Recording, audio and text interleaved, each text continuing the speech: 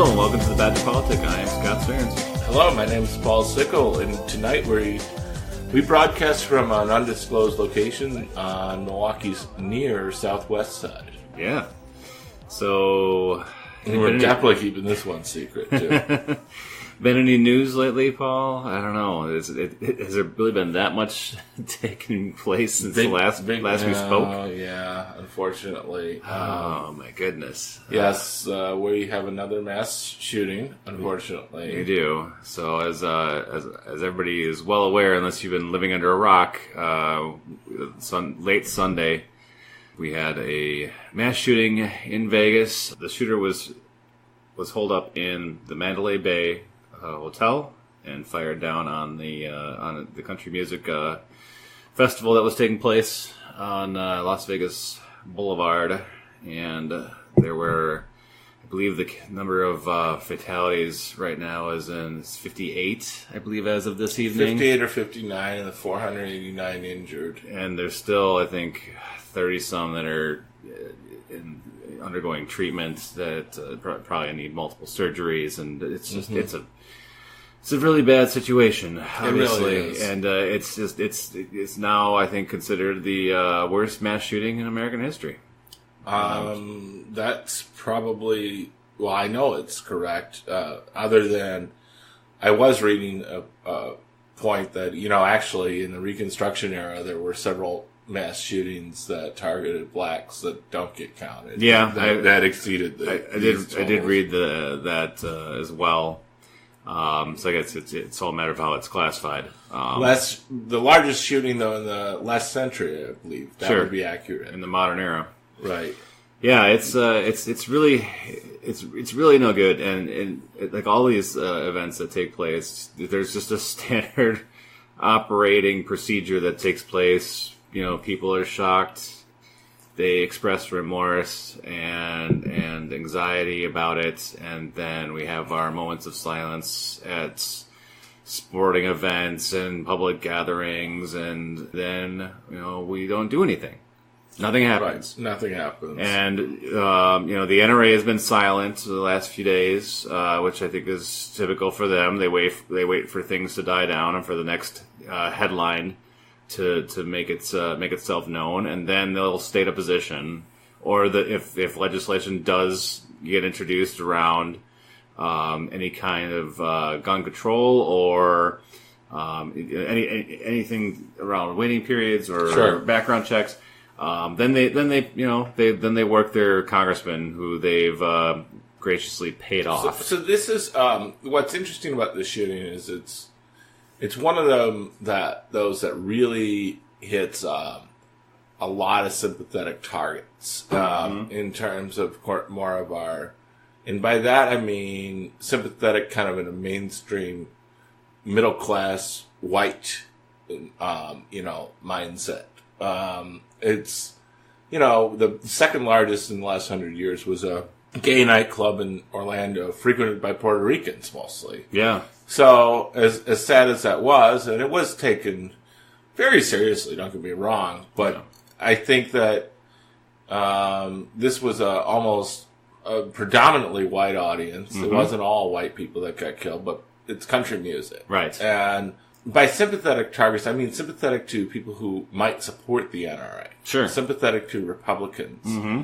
Probably the majority of people who were there were Republican voters. And that by no means justifies, I'm not going to be like that jerk from CBS or whatever who said that it's justified, or not justified, but who was this? They felt less bad about it. That one of the CBS legal analysts said that he kind of didn't feel bad because it's mostly Republican voters. They support free gun rights and what have you. So, okay.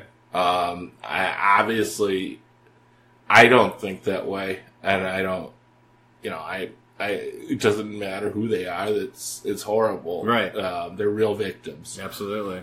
But I think that what you have are what are the kind of sympathetic targets in terms of a very conservative for conservatives. Yeah. And I think the closest thing to that was the Sandy Hook, because it was somewhat conservative, certainly affluent, mostly white community in Connecticut, the suburbs in Connecticut.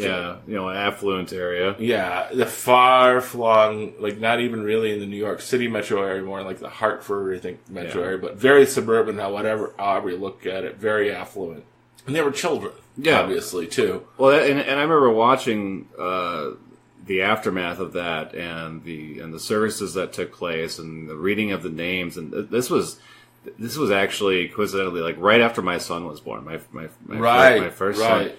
So I'm watching this, and I'm on leave from work, and I'm sitting there with my wife, and I think my son was sleeping at the time, and I'm just watching them read these names, and I'm just like, you don't want to lose your mind. It's just gut wrenching, and I'm like, if we're not going to do something at the now, time I had no children, but I was ripped apart. Of course, thinking about people like yourself, and just if I ever did have children, or my own childhood. I mean, there's no. Yeah. I mean, like you said. I mean, there's like what just took place in Vegas. I mean, there's no defending it, but at the same time, you know, these were adults. I mean, in Sandy Hook, they were innocent children. Not that one is better than the other, but it's like these are defenseless children, and nothing took place after that. So what makes us think that anything's going to change? Right. And so, exactly. What's interesting though is for conservatives, I feel like for conservative, and by conservatives I mean conservative white,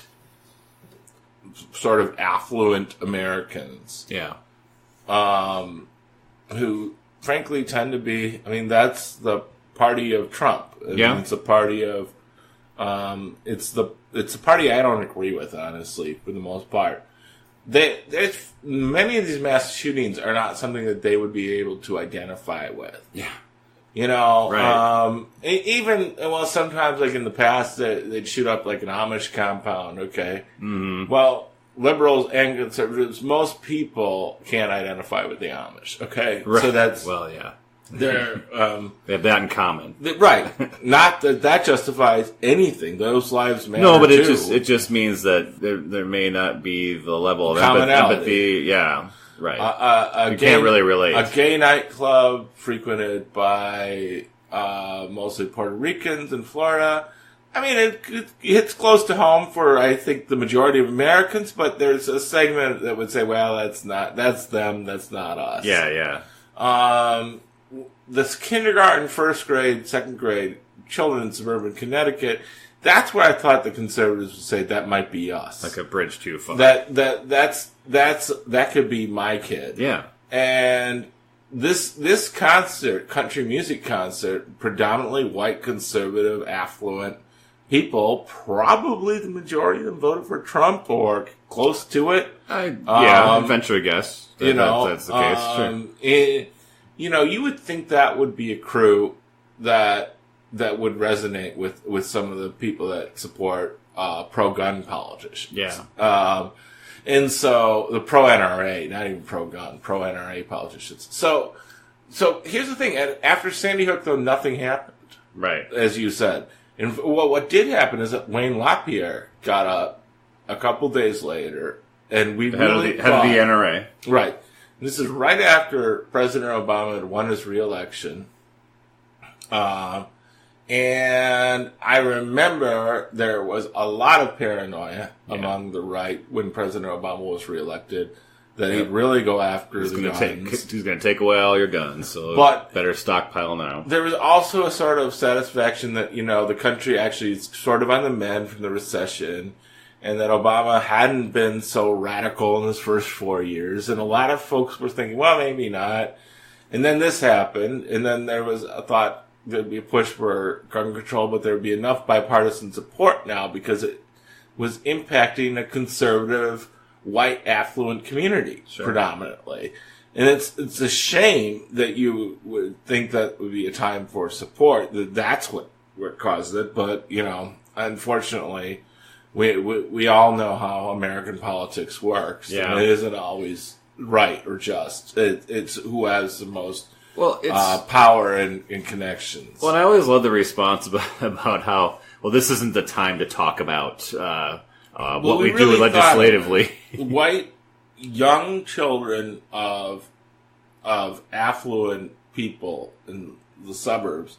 And I remember they looked at how many people in that district where the schools were voted for Obama, and it was less than. I remember Romney carried that area. Sure. I mean, not by a lot, or at any rate, he overperformed like how he did in the Northeast. Yeah. Well, probably did better than other. It was one of the most conservative parts of the Northeast. Yeah. So you thought maybe this was the thing that would really kind of bridge people, and LaPierre, the NRA, was expected to stand down and say, this is starting to impact conservative white Republicans, so they're going to finally stand down and get some sense. Or maybe membership, if membership, if not people get and pissed Wayne off. LaPierre said, forget that. He said the only solution to a bad guy with a gun is a good guy with a gun. Yeah. That was his quote. Yeah. And he said we're going to be fiercer than ever against gun control. So when these things happen, why is the response to say, well, now is not the appropriate time to make this political? I mean, do we do that on anything else? Like when there's a tragedy, I mean, when 9/11 happened, did we say like, well, now is not the time to politicize terrorism? When if a bridge collapses in Minnesota, do we say like, well, now is not the time to discuss infrastructure? I mean, that's exactly the right time. But they're wrong. I mean, that's exactly the right time because that's when it has visibility. That's when that can be momentum behind actually achieving some level of progress. Right. I mean, it's exactly the right time to talk about. So I guess I look at this somewhat as a spectator. Not that I too couldn't be a victim of gun violence in a large public event, but in the sense that the victims are overwhelmingly white conservatives or overwhelmingly white and affluent, or at least sympathetic to white conservatives.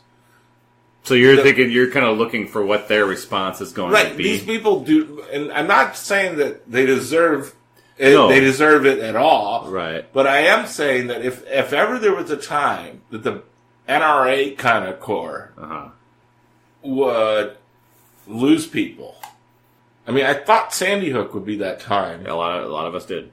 Right. And so, I mean, I know when the Sikh temple, which destroyed me, in my heart, because it was right here. In Oak Creek.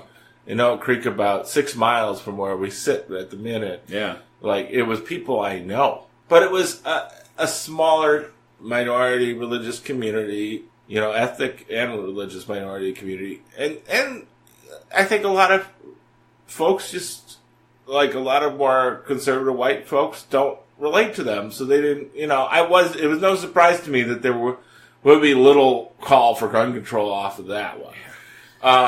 But it was when Sandy Hook happened, and it would be shocking to me, in a way, if there isn't somewhat a movement for it now, yet at the same time, their entire movement, I mean, the heart of the social conservative movement is all about being pro-weaponizing everybody. Right.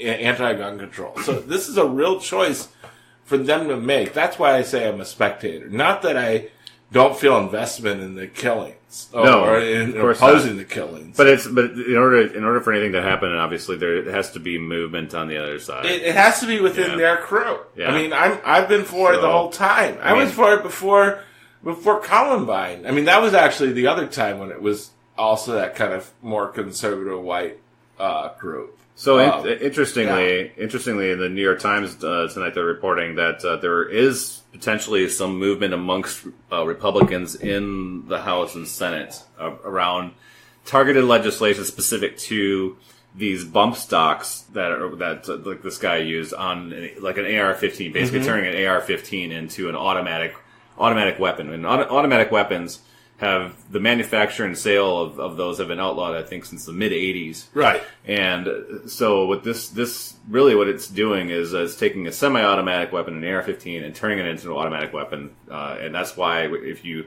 saw any of the footage and you could hear the bullets spraying out of the hotel. Right. I've heard it so many times. It sounded like it's something straight out of a rock. I had to turn off CNN and put on MLB Network because it was breaking my heart. Yeah. I mean, just to think about it, So there's so I know Dianne Feinstein in the Senate is already planning on introducing legislation specific to outlawing these bump stocks. But there's Which also typically would mean nothing because it's a Republican majority, right? But there is it appears to be some movement. John Cornyn, senator out of Texas, he's the number 2 in the Senate behind McConnell. He's quoted as saying, Right. He's saying, he says, I own a lot of guns, and as a hunter and a sportsman, I think that's our right as Americans, but I don't understand the use of this bump stock. It seems like an obvious area where we ought to explore and see. Charlie Sykes made a Congress needs tweet to act about on. it earlier tonight, saying, "Can anybody?" He said, as a pro Second Amendment person, I have to ask honestly, can you justify the bump stock? There was an assault weapon ban in the Clinton that was signed in the crime bill in the Clinton era. Yeah, which expired 10 years later. It expired in 03 or 04, the assault weapons ban.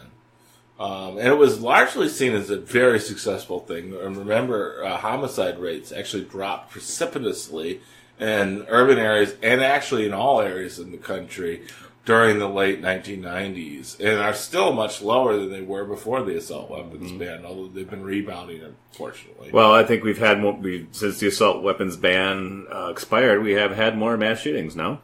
Yeah, absolutely. So, that's probably part of the homicide rate increasing. Yeah. But right, because the first 10 years after the assault weapons ban are probably the most dramatic decrease in homicide rates in the nation's history, at least post-World War II history. So I guess we'll see what happens in the days ahead, whether or not this thing, any kind of momentum towards legislation about getting rid of these stocks. But my question is, how does this jibe with the assault weapons ban? Well, I mean that's a larger approach. I mean, aren't these stocks? Wouldn't this be banning assault weapons in a way? No, because assault weapons is just a category of weapon, but it's grouping. So you might have put a bump stock on an assault weapon to make it an automatic weapon, make it even like a combat grade kind of weapon. Right, precisely. That's exactly. And what that it was some veterans from Iraq were comparing this to Fallujah, and they pointed out that there were more casualties here than there were in like 2 days of fighting in the Battle of Fallujah. Yeah, I mean, that's telling because that's all out war. Yes, that's declared war. Yeah, So obviously around this tragedy, in terms of solutions, I mean, we're talking right now specifically about legislation. Now, the pushback whenever we talk about quote unquote gun control is that it's not you can't simply solve these types of things by banning these types of weapons or doing something like background checks. It's all symbolic. It's not going to result in any good. I mean, obviously, gun violence is a complicated issue. Who says it's all symbolic? I think that's the standard retort from people on the NRA's side. I mean, I think at some level that's true. Well, it depends. People who are really determined, of course, to do harm will find ways to do harm. That said, the harder it is to do harm, the fewer people who will be able to pull it off. Yeah, and that's a good thing. Well, and there's obviously multiple symptoms that result in gun violence. When you're talking about gang violence in the inner city, that's one thing that has its own root causes. Right. If we're talking about what happened in Vegas, it has another root cause, and obviously this guy who pulled this off was a very troubled individual, and took his reasons to the grave. It appears because so far they haven't been able to determine a motive. This guy was not some guy who was desperate. He was affluent. He had lots of money. He owned property. He was a millionaire. He did have some major gambling losses in the last few days, I guess, before that incident. So that might have been what the cause was, but the investigation is ongoing. So. I wonder if there will be conspiracy theories. There always are. There was conspiracy theories after Sandy Hook too. So I guess tune into Alex Jones if you want to hear what those are. But this one, because it's harder. I mean, there were some mental illnesses and whatnot that you could point to. This one's a little harder to pinpoint, except that when you read about his father was wanted for violent crimes, which is in the 10 most top wanted list during the 1970s. Yeah. So maybe there is a sort of a family history of antisocial, or violent behavior, frankly. And maybe he was the one who, inherited the worst traits, either genetically or even through practice in the family life. Yeah. So I don't know. It's hard to say. Yeah. So that part makes it make a little more sense, though. I mean, his dad was born in Sheboygan. Oh, really? Yeah. Oh, I did not know that. Yeah, there you go. So we'll see what happens. I mean, I think there are reasonable things we can do, and I'm not calling for banning and taking everybody's guns away. But I mean, who can reasonably say that this is a good thing that we have, that these devices are legal? The way to modify what is already, really a deadly weapon, an AR-15, making it even more deadly. It's just, I don't think there's any rational person. Like an assault weapon enhancer. Yes, exactly. So, I mean, the problem is, though, when you start reading the Second Amendment and taking the extreme view of it, well, then why can't I have a nuclear weapon myself? Well, there you go. I mean, why should you ban my bomb? Well, if you really want to be purist constitutionally, according to these folks, which I'm not sure the Second Amendment says that everybody gets their own gun. It doesn't actually say that when I've read it. Before this event happened, Congress was scheduled to take up legislation relaxing rules on silencers and some other stuff. Right. I mean, it's and that's now obviously it's on the back burner because the optics are terrible. How far are we, if we continue down this path? How far are we from allowing automatic weapons again? Right. At some point, I could see the NRA saying, "Well, yeah, we should allow people to have machine guns for sport, weapons of mass destruction." Of course, I mean, how far as long as you're an American, why not? Mm-hmm. As long as you're on this side of that wall we're building, yeah. So, speaking of which, there are a few other topics. The House actually did, one of the subcommittees passed $10 billion funding for the wall. Did they? That's at least I read that somewhere. So there might be a little bit of a grand bargain going on here. See how far that goes. Well, it's 2017. Anything is possible. Anything's possible. What about, what were your thoughts about, obviously, we've got a couple other things we wanted to talk about. One is that we've got a gerrymandering lawsuit. Yes. Pending a few steps away from the Capitol. Yes. So, I mean, I think we could put it down on the gun control thing, that the bump thing obviously would be a good idea to get rid of. It's nice to see bipartisan support on it. Mm-hmm. Frankly, I think more needs to be done. I think we need another assault weapons ban. Yeah, I don't think you're going to get there today, but I mean, if at the very least, we got to get rid of the gun show loophole. We got to make it harder to get guns. Sorry, I mean, I'm not against people having the right to own them, but it should be hard. Well, I've heard some responses. I believe it was like out of Fox News or something, where they were like, "Well, this guy could have just mowed down people with a truck, and if that happened, are we going to talk about truck control?" And it's like. Well, there's barriers. Well, first of all, we already do have truck control. It's called license and registration, and you have to take a test, and you have to pay your dues, and there's tracking. We don't have any of those things with regards to firearms. We don't have a national registration database. Records are destroyed after background checks take place, if they take place. So, I mean, to make that analogy on its face is ridiculous. So, all right. Well, so there's that. And then we wanted to talk about, the court case. So the gerrymandering case before the Supreme Court originated out of Wisconsin, the Gill versus Whitford case. And it's Wisconsin. Wisconsin. I mean, it's so apparently, it's the legislative districts here that are drawn in for the state legislature in Wisconsin. It's pretty darn skewed. I think what it was, I believe it was 2012. 52% of the state voted for a Democrat for the legislature, and the Republicans wound up winning 60 out of 99 seats. Yeah.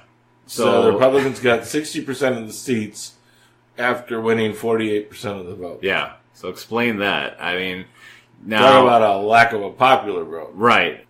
One of the things that came up in the oral arguments was, well, the court shouldn't get involved because the court's only going to make things worse. That's a cute excuse. Yes. That's a cute argument. Yeah. And it's really just bullshit. It is. It is. I mean, the argument on the other side is that, yeah, we want Republicans to be able to rig the rules. Mm-hmm. That's really all it is. Yeah. And once the idea of the court, we don't want the courts. Courts have been, whenever there's a dispute between two parties, the courts always settle the districts. Well, that's one of the roles of the court. And, the idea that you don't want to have, whatever. It's so stupid. It's plainly obvious that the argument is that we want to let the Republicans juice the districts up so that they can lose by a convincing margin the popular vote and still win a supermajority of the seats. I mean, it's disenfranchisement. I mean, I don't know anyone really who lives in a competitive seat. Maybe my parents do in Green Bay. I certainly don't. Yeah. I don't remember the last time I had a meaningful general election vote for a state legislator. Well, so Neil Gorsuch dominated some of the oral arguments during this case yesterday, and one thing he was trying to make a point of is saying is that it's outside the court's authority to revise state legislative lines.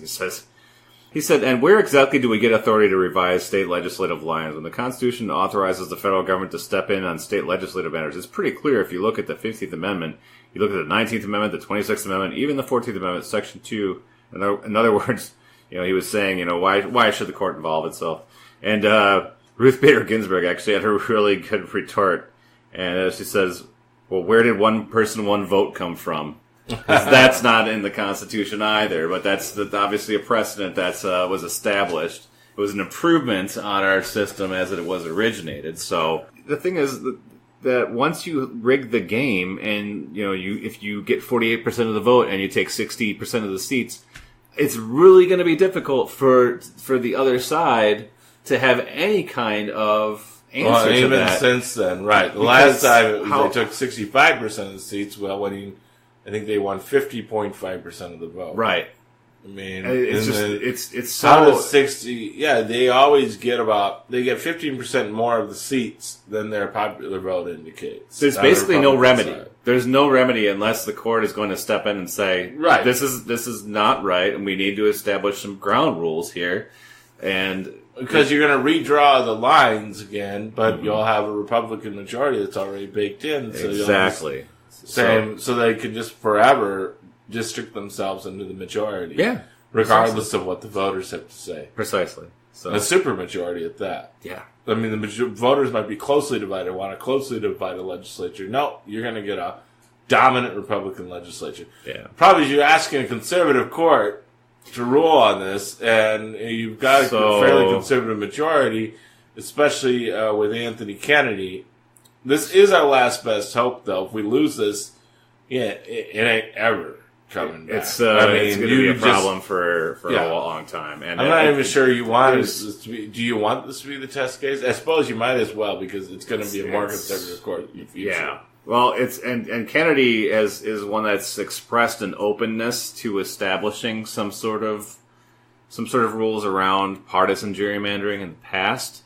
So I think all eyes are on him. I thought he was he's skeptical of our side's arguments, though. Well, what I read, what was the take you? That's I don't know if that's always an indicator of where they're going to come down. I mean, not always. I mean, Roberts was very skeptical when it came to reviewing the constitutionality of the Affordable Care Act, and look how he came down too. Right. So well, he's asking all the right questions, perhaps. What else is going on? Well, we're still cleaning up in Puerto Rico. I think the country still is still without power to a large extent. It's hard to transport diesel fuel. The president says that people want everything done for them. Well, yeah, and apparently they're throwing the budget out of whack, is what he said too. he was on site as if talking these to them. tax cuts that he wants to push won't throw the budget. No. That'll pay for itself through some miraculous outcome. Thanks, Donald. Yeah. So we still the people of Puerto Rico are in our thoughts, and we really hope there's some progress on that front. But it's the leadership of this administration is just it's such a shame, it's pathetic. And it's the kind of thing that I don't think President Bush, either one of them, would have done, or even President Reagan, saying that Puerto Ricans want everything done for them. No, that's ridiculous. It's ridiculous, and then trying to hold the debt over their head. I mean, what if you did that in Louisiana or Texas? Most of those states tend to be net receivers of federal funds. You tend to have the northern states that are net givers of federal taxes. If you said that, well, Florida, Louisiana receives more federal taxes than they pay in, so forget about them. What are the odds that Trump didn't even realize that Puerto Ricans are American citizens? Leading, I don't want to into this. I mean, it's so ridiculous. I mean, it is. He should have had at least a few Puerto Ricans on their apprentice at one point, but who knows if he bothered to get to know the people who he worked with. Right. So I guess that's a wrap. That's a wrap. So just a few things that have transpired over the past week. I mean, remember when this administration came in? Just just a few months back, right? Well, next week when we talk, I hope to return a little bit to state and local politics. I still believe that Scott Walker is very vulnerable. Yeah. He canceled the East-West Freeway project in Milwaukee today. He's got the Foxconn on his side, supposedly, but I also think that could be a liability. Yeah. Because what does it do for, people outside of Racine and Kenosha? Yeah. How much is it going to cost? And if we spent that money in other places, could we create more jobs than we are creating? I think the answers are obvious. It's not only people in the Racine, Kenosha, and Milwaukee area that are paying for this thing. It's every taxpayer in the state of Wisconsin. So if you're outstate, you're getting a bill. Now, when we started this podcast, Scott always said we could, if we didn't know what to talk about, we could talk about how the Brewers were doing. And what was funny is during most of this podcast, the Brewers were doing quite well. Yeah. We didn't really talk about them. No. They vastly exceeded expectations this year. They did. 86 wins. They were most prognosticators pegged them in the low 70s. Yeah. Even high 60s, I heard. Yeah. So they overperformed by about 15 to 20 wins. Yeah, it was a good season. They missed a play-in game by one game. By one game. They could have been playing tonight. They could have been playing Colorado and for a right to go for the wild card. And Arizona was giving up the hits. So I wonder if with their pitching, if they would have had a shot tonight. What could have been? Yeah, but Till next year, I guess we have to say forward. Till next year. Forward.